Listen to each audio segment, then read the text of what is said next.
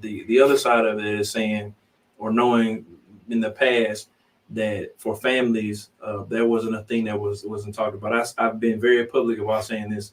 When I was growing up, there wasn't a thing. Mental health, mental illness wasn't a conversation we were having when I was a kid in the late '80s and early '90s.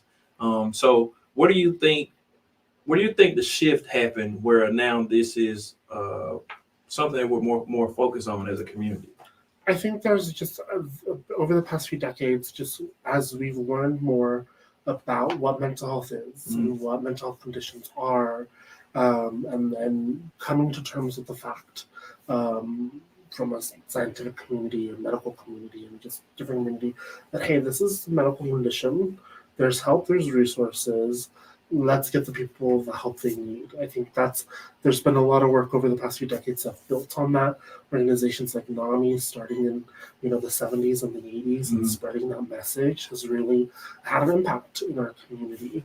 I think the pandemic has really put that emotion even further and faster Mhm. because we've been talking about it a lot more and finding a way and I think you and I can relate on the different cultural barriers that comes to mental health Absolutely. conditions in our communities.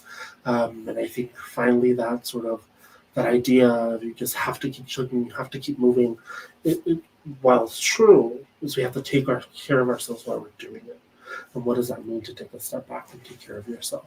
I think that's had a huge impact. And we just live in a world that is so connected now. Absolutely. It's hard to disconnect. And so I think that's having a huge impact in the way we're having conversations about mental health and the fact that people need help, and now more than ever. That's great. That's great. Uh,